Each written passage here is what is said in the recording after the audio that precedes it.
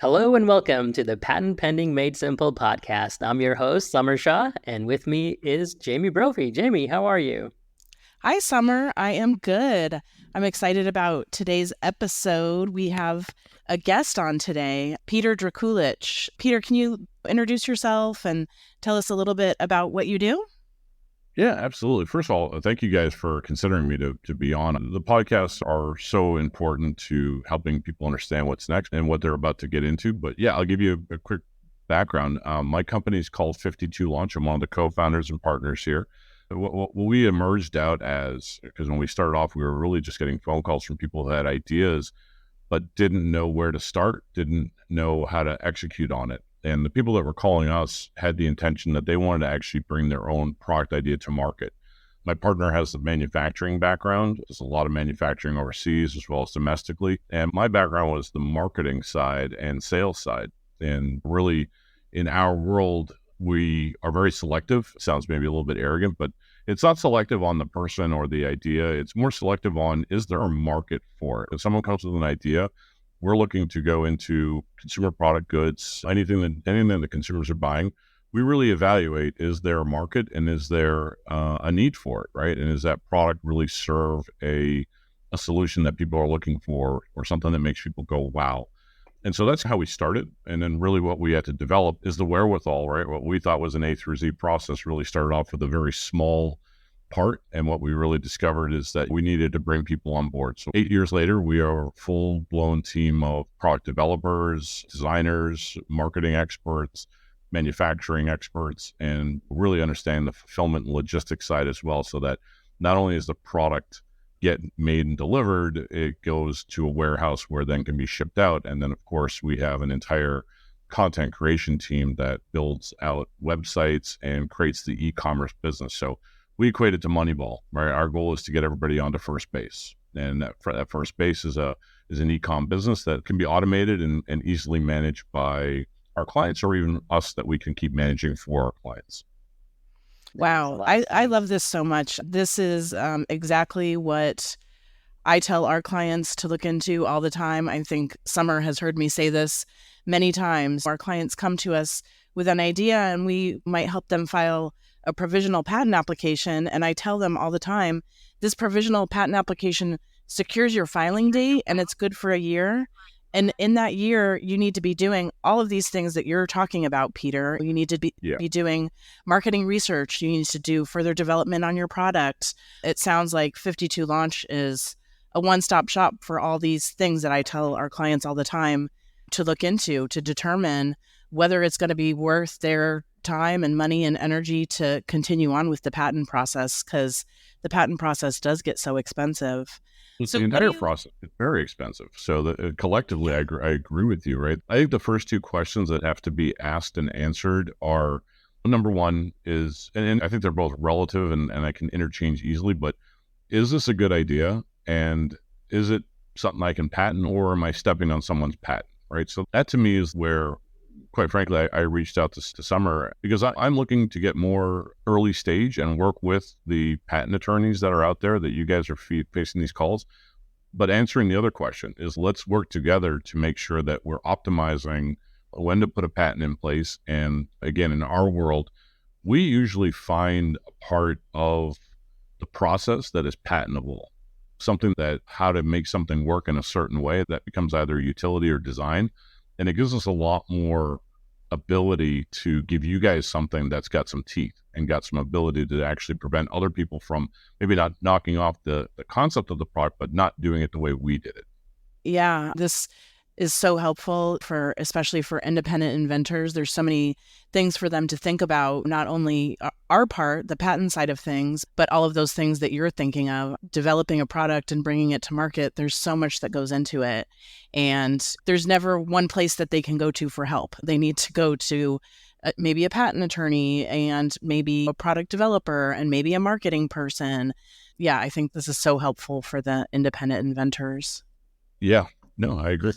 Yeah, and I would echo that too. I would say that if you're an independent inventor, the odds are stacked against you, right? And it's tough.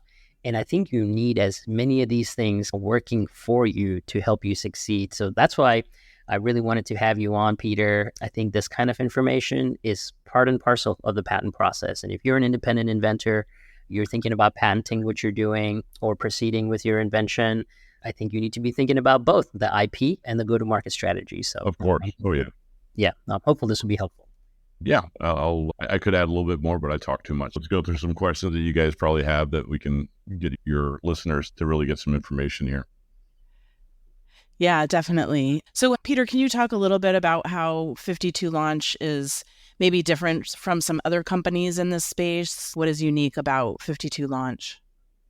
Yes, what's unique about us, and again, I think it's because our origin started with the phone calls versus us saying, let's start a business that's in this space. Like, I didn't know this was called the invention help space.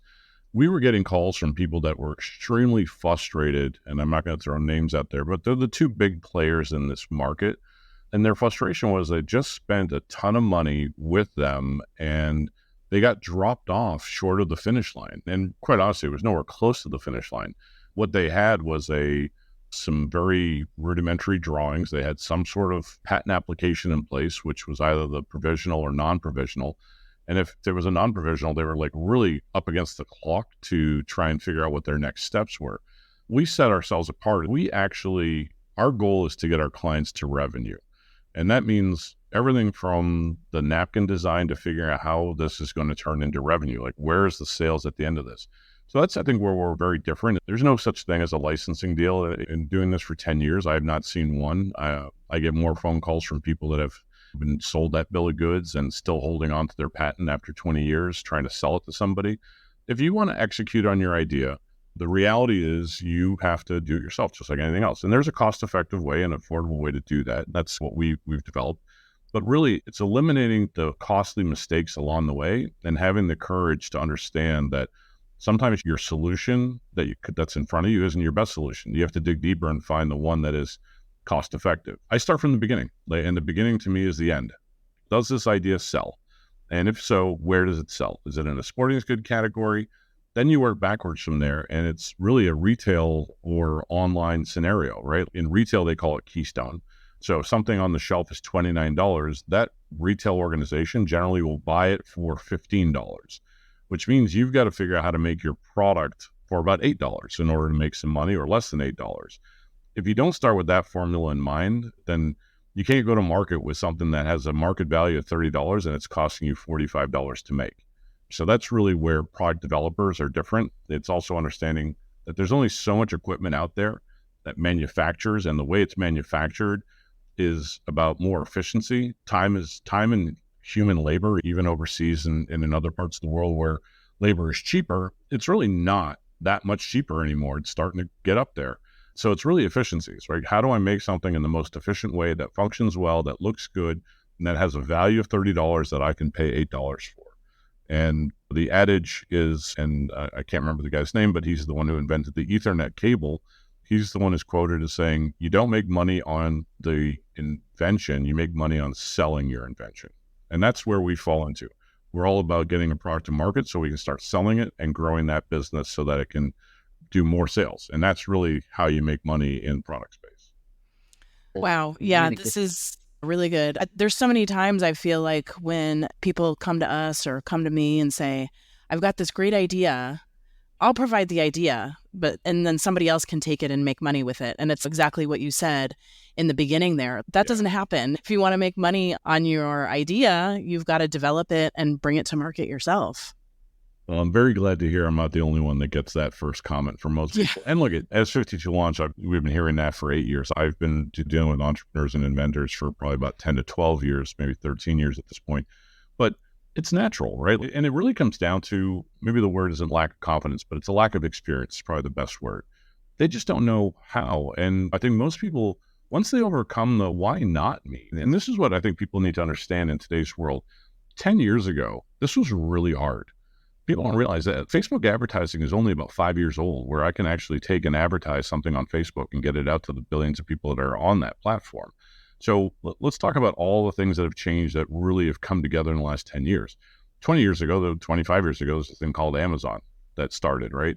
Now it's progressed into my marketplace. I can actually go and take a product and put it on Amazon They have what's called an FBA, which means I go and buy products that 50 million other people are buying and try and make nickels and dimes on being a better advertiser.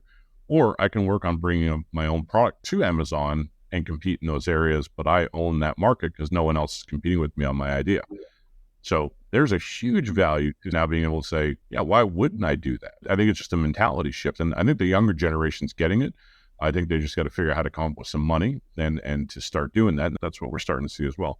The second thing is 3D printers, CAD modeling, all this stuff that was very high technical requirement and required a lot of schooling. And it still does require a lot of schooling to learn the intricacies of it. But my son was 3D printing in grade 8. And this generation can actually come up with an idea, 3D print it, and go and sell it to somebody. That whole channel just used to take years and it's done. And really, I'm going to say the last one is COVID. COVID changed the world. The way buyers now interact, they used to go to trade shows. They used to go to trade shows to find new product ideas, talk to people traditionally. In those 3 or 4 years that COVID kind of corrupted the world or changed the world, it really forced the buyers to look somewhere else. So where are they looking now? They are no longer looking to go and buy something at a trade show. They are now looking at Amazon. They're looking at reviews. They're looking at your online sales. They're looking at your online reviews. Again, the first base of getting a product to market is really about making a product that you know is going to be consumer intuitive and really accepted. And it's got to be a good product. Consumers don't buy crap these days. So you got to bring a good product to market. You got to get it on first base and let the audience and the consumers purchase it, use it, review it, rant and rave about it. It doesn't have to be perfect. There is no such thing as a perfect product other than maybe McDonald's French fries or ice cream. And take your comments and realize that, okay, that those are good comments. I'm going to iterate on my next version. We're on Apple 12, 13, 14, 15, right? Products are about iterating and growing with your audience so that you can improve it. And that's the process that we've really honed in on. And I say that we've perfected it. It's really early stage, but there is no reason why everybody can't bring their own idea to market these days. I love that as a framework, Peter. One of my personal pet theories is that products have to be timely relative to what the marketing opportunities available are. So if you are Colgate or Palmolive or one of these companies like a big CPG brand, TV is a great medium, right? Because you're selling mass market products and you need to reach a mass market audience. But those brands don't do really well on social media. And if you're a smaller brand that's more customized, has a specific target audience, those brands tend to do really well on social media. I think there is a shift and an opportunity here for the smaller players, for smaller businesses and smaller innovators to really crack that market, where before, if your only option was to get into Kroger or Publix or on TV, it was not going to happen. You had to be somebody as big as Palmolive or one of these big companies to break through. Summer, you nailed it. That's my number 5. I don't usually bring it out into podcasts, but since you nailed it, I will tell you exactly why. It's because you hit it. Mass consumer products means that all the other good products that don't meet that mass audience identification get shelved. Social media and Amazon now give you the ability to get really niche-y. And in those niche products, like just a simple garlic press for left-handed people that peel upside down is now a market that you could crush it in, because a company like an XO, they can't bring that to market because they're going to invest too much money and they need to have it do billions of sales. In our world, I'm okay being number 8,637th in a lunch bag category on Amazon. I'm still delivering over 150,000 bags in sales a year. That's a $3.5 million company. Yeah, that's a massive company for an individual inventor. It is nothing to a big CPG brand.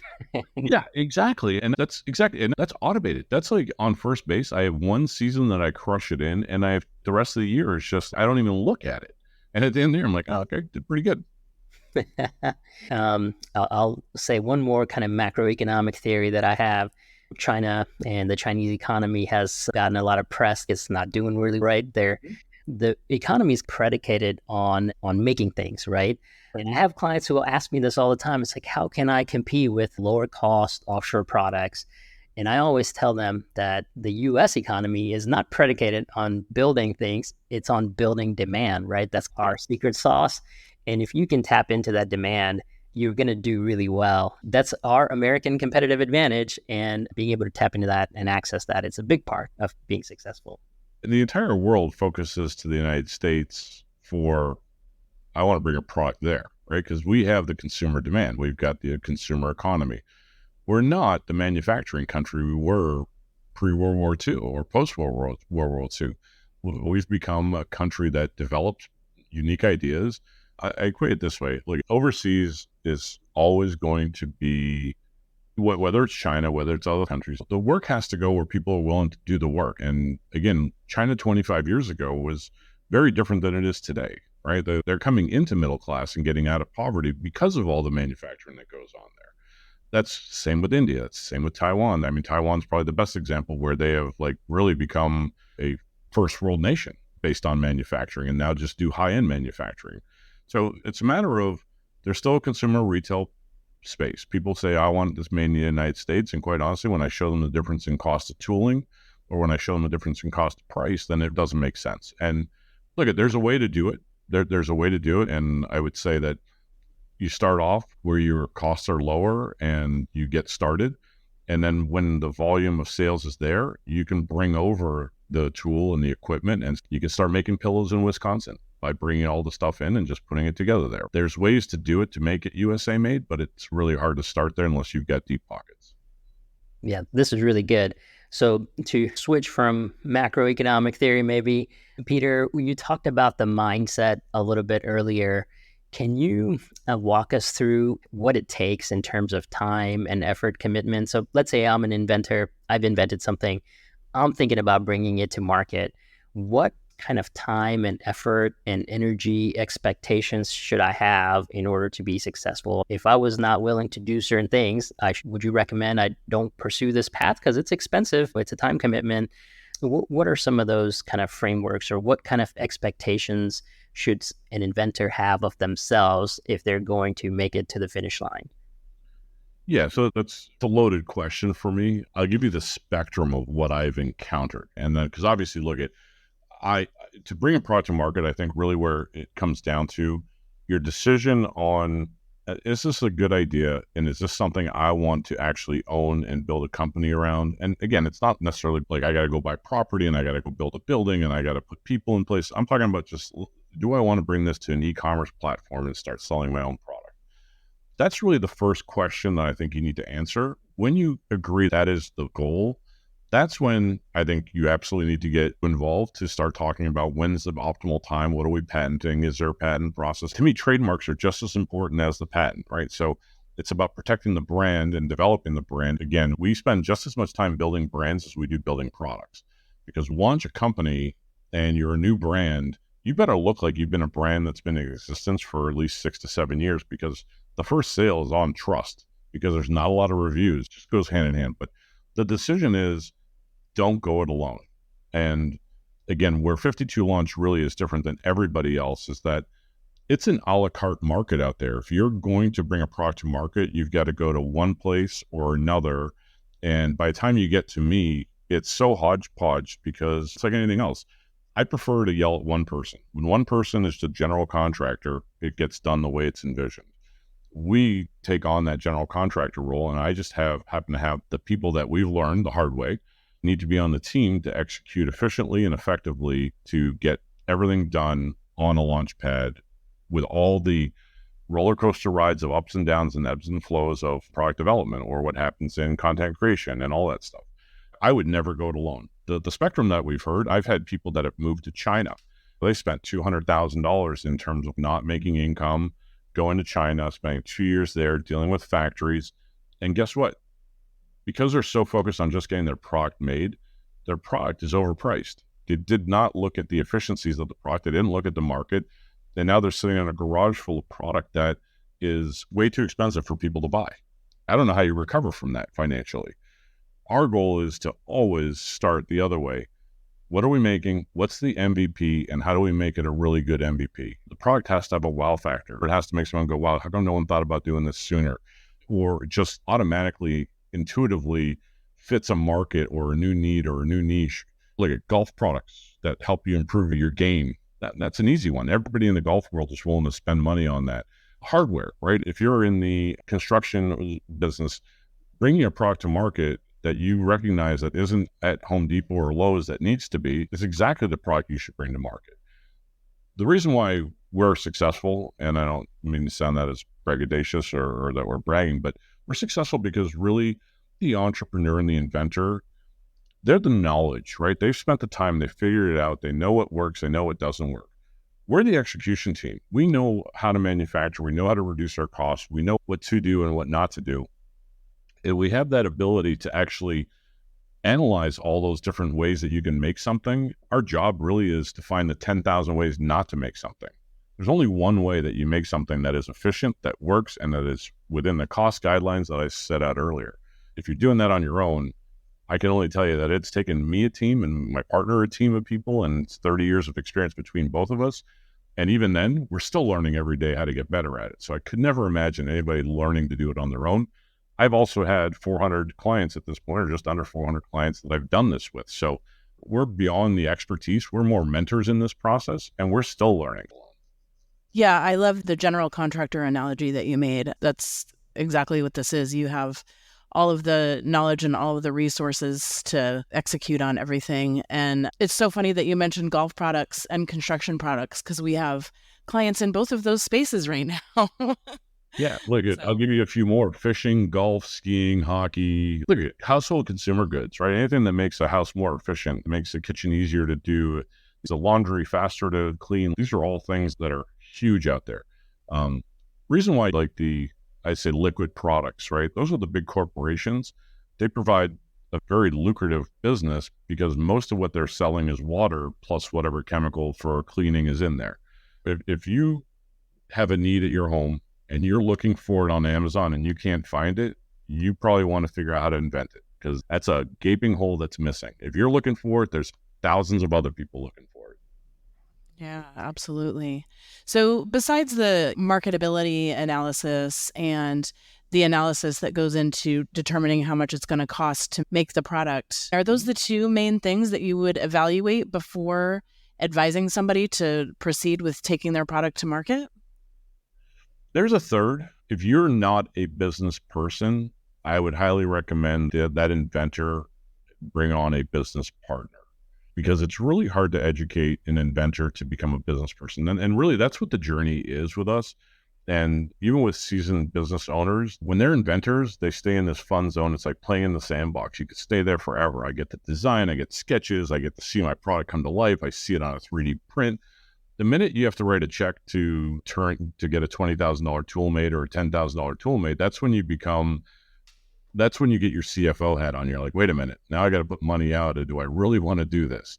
And to me, those are decisions you should make right from the get-go. If you're going to do it, go and do it and get it done right.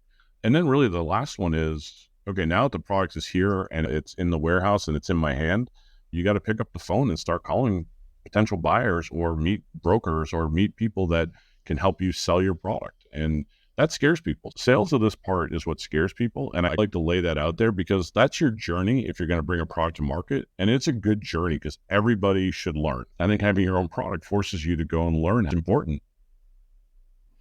Yeah. I really like that as well. I work with a lot of software startups as well. And in the software world, there's a lot of writing around this. And I think there's a lack of it in the product space. But a software product is usually 20% of the journey, right? The other 80% is bringing it to market, marketing it, identifying a real need and solving for that need.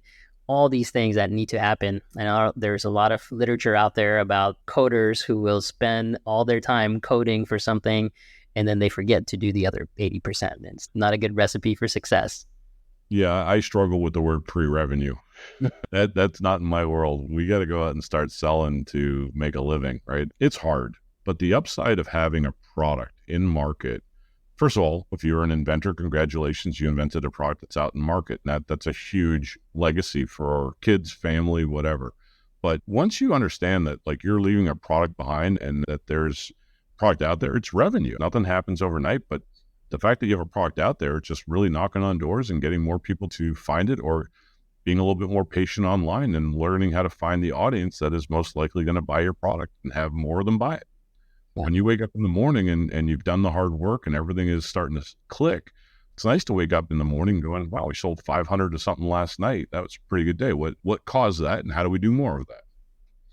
Yeah, that's a good point. So I think you've done a really good job of giving us the framework for how to think about your product in relation to the marketplace and whether you're going to be successful in terms of bringing it to market. But let's say I'm an inventor listening to this podcast. I have a product out there. What kind of advice would you give them in terms of iterating on that product? Or is it marketing? Or is it finding a better niche or a different niche? What kind of recommendations would you have for inventors who have a product out there?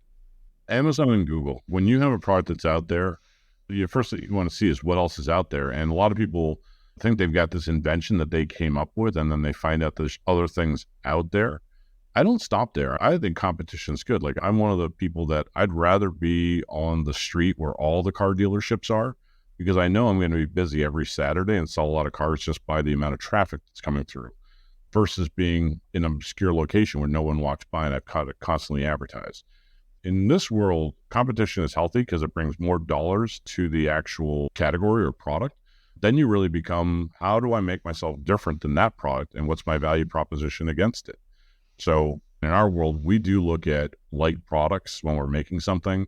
We try and find reviews, which are extremely helpful to find out that someone didn't like the way that handle felt, right? And then it saves us from actually designing a handle similar to that, because we like the way it looked, but maybe it didn't fit right.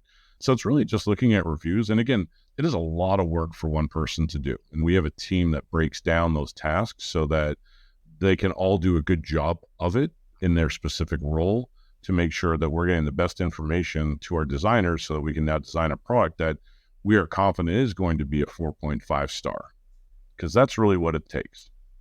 Awesome. Yeah, Summer just asked you about somebody that might already have a product out there, but I'm curious about a fresh new client that they have an idea. They might have a patent application pending.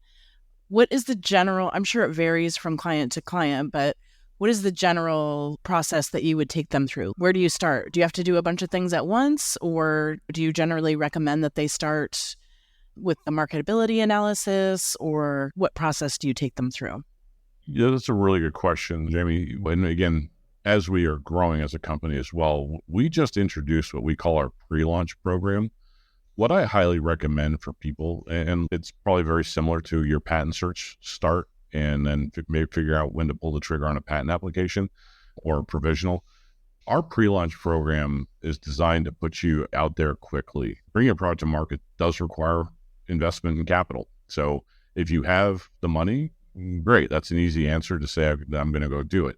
If you don't have the money, what we have found is that once you get to a certain point, friends and family hit that fear of missing out stage, and they've been able to get products. Families have been able to get products launched, or friends have been able to help friends get their products launched.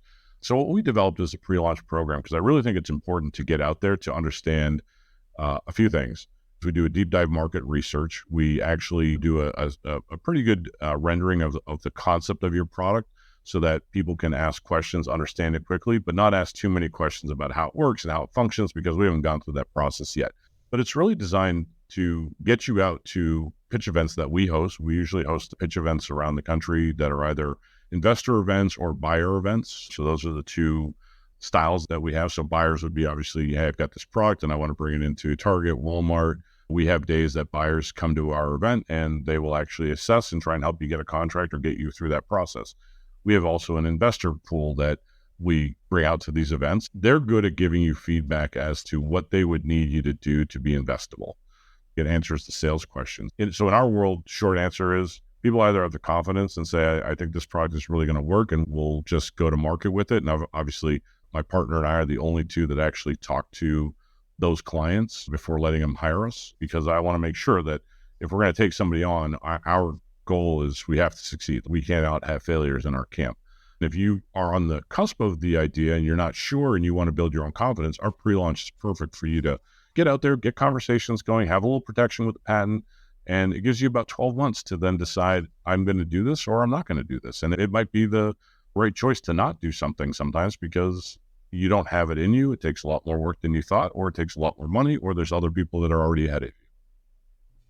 Wow, those pre-launch events sound pretty cool. What a great resource for inventors and our clients. That's awesome. When people come to you, do they normally have patent protection in place? We find a lot of times people are scared to disclose something. We all know that once you disclose something, you have only a limited amount of time to get a patent on it. Do you find that they normally already have protection in place?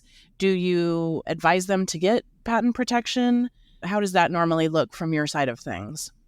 Yeah, so part of the way that I met Summer was I do contact patent attorneys on a regular basis to have this dialogue both ways. I'd say 50% of our clients come to us with some sort of patent. And to be quite truthful, what some people write up for patents are really, it just shouldn't be there. If someone calls us without a patent, what we do is we go through the process. No one knows about it other than us, so the disclosure is within us. We don't put anything on the website. We don't put anything on social media. We don't show anything about this idea. Once we are ready to launch, this is where somewhere prior to that, I would actually have my client communicate with you guys to say, here's what we got, here's the technical specs, here's what we've been through, and what's the right strategy? Hey, they got money, let's go to a full patent because we want to go quickly, or it's going to take them a year to get some funds together because we're just paying off the inventory, just getting through the manufacturing process. So let's now apply for the provisional patent. So it gives them 12 months to then get some revenue coming in so they can get a full patent on it. That's our options. Usually someone that's come to us with a patent, other than like referrals from you guys and the patent attorneys I vetted out, usually we've got to go back to them and have them do an amendment or change the patent completely. Yeah, that makes sense. Summer, do you have any more questions? This has been so great. Yeah, this has been fantastic, Peter. I think the audience is going to really appreciate getting this information. I feel like I've learned a bunch of stuff as well, so this is very helpful. Look at these are no longer opinions. This is all facts that I'm sharing. We've been there, done that. We've done it the hard way. And that's one piece of advice I can give everybody is that if you expect someone else to do the job as good as you, then your product's going to fail automatically. If you're confident and you believe in it and it's not out there, confidence and tenacity are the two things that make things successful. I equate it to this way. There's 1 million really crappy products on Amazon that someone had the confidence to bring to market that are doing millions of dollars in sales a week. Yeah, that's a good point. And actually what you said, Peter, is universal across more things than maybe even we can imagine. When I started this law firm, I looked at reviews of other patent attorneys and other patent law firms, and I made a list of the top 5 complaints that people have about working with their attorneys. And I just said, we're not going to do these things, right? It was like, one is we don't know what things are going to cost. So we were very upfront about our pricing. The other one was, hey, I don't know when the documents were going to come. We just left in the dark about that. So we're very clear about, and Jamie is amazing about this, communicating with the client about when they're going to expect to receive a response from us or a draft from us and things like that. It just makes a huge difference. Our clients are incredibly happy, I think, and it's been a more fulfilling journey as an attorney, as a patent attorney. I think that advice you gave is timeless and maybe universal across a lot of different things. Yeah, we all have those same periods of time. Like in our world, when you're shipping something from China to here, that's 40 days of there's nothing to report. You're on an ocean. But those 40 days, you still have to communicate with customers. I couldn't imagine in your guys' world where, how long does it take to get any feedback or communication from the patent attorney or from the patent office on what's going on, right? You're in a government agency, so good luck getting any status report. That's right. But tell that to a customer who's excited about their products, and to them, it's a very difficult part. And look, this is where I think, Summer, when I introduced myself to you, like I know that once you have filed a patent, and again, you passed our test because I'm looking for that symbiotic relationship. You guys are not just filing patents to file patents. You're filing patents because you want to actually see them get to market. We're very aligned that way. When you get that part done, I'm happy to talk to any of your clients afterwards about their options. And I'm very upfront about a lot of people. They have an idea and they think the easy route is to just get licensed. Someone else is going to do the work for me. And I'm not here to bust anybody's bubble. Anybody that has found that person, please call me, because I would change my business model in a second to be a broker between me and someone who can get those products licensed on someone else's dime, because I would have 1 million clients, right? It's just not the way it works anymore. companies now buy products that have proven themselves in market, and that's when it turns into royalty agreements. So your Procter and Gamble's and your big companies, they've all gotten rid of their research and development divisions. It costs too much money. They are much better off acquiring somebody that's hit that niche on the head and delivering at a high rate and then being acquired. Yeah, and that makes sense. That has happened in the software space. I work with a lot of clients in that space, like I mentioned, and a lot of software companies will, instead of developing products from scratch, even though software is maybe easier to create from scratch than some physical products, they would still prefer to acquire another company and get that customer data set than go from scratch. So it makes a lot of sense that has trickled down into other industries as well. And I'll give you the reason why. What's the number one question on Shark Tank? Always, what are your sales? Yeah. And every business that you're going to start has to get to revenue. And our goal is to get our clients to revenue. You have to be a little bit careful. Not every product can get to revenue. And those are the ones I have to say no to. And sometimes that's an awkward conversation to have with someone who believes in their idea and their product. But if I have to go to get a government contract and I don't have those connections where I have to go through FDA approval or I have to go through a medical kind of clearance, that's a whole ballgame that unless you've got deep pockets and heavy investors and connected people, we should stay away from. And that's what we do.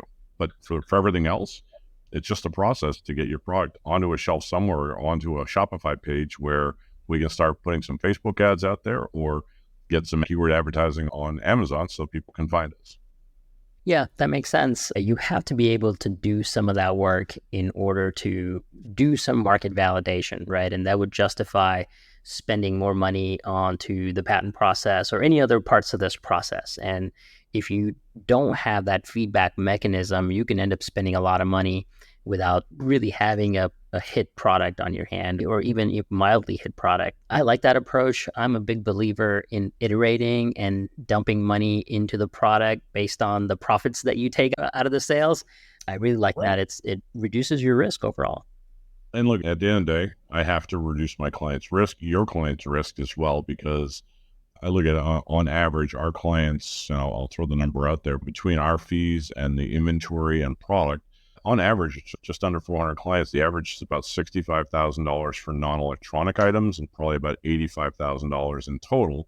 Now, again, you got to keep in mind that includes inventory, right? There's two items that are on your books that are assets. One is your tool, which means you have something that continually makes your product the way no one else can. And you actually have 1,000 to 5,000 pieces of something sitting in inventory ready for sale. If you paid $20 for it and it's worth 100, I just equate it to imagine sitting in your bank, you had $20 bills that were worth 100. That's how you make your money. And so inventory sitting in stock is good. It's converting it to sales at the right time when it's optimized.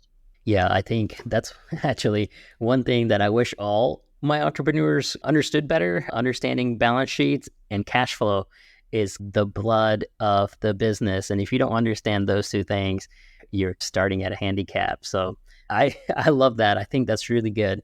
Peter, I think we have covered a lot of really good ground and given lots of really good advice. If listeners want to get in touch with you or your team, where would you send them or where would you recommend they go? Or even if there are resources that you wish they'd check out, what direction would you send them? Yeah, look, if anybody wants to reach out to me directly, my email is my initials, pd@52launch.com. Welcome to reach out to me there. I do get about 300 emails a day, so just be patient. If you are actually very interested in learning more, I would go to our website, 52launch.com. It's got a great amount of resources. You can actually reach our podcast, and I will reciprocate to you guys. I'll have you guys on one of our podcasts. We're trying to educate the consumer before they decide to make this, or the client, consumer, whatever you want to call it.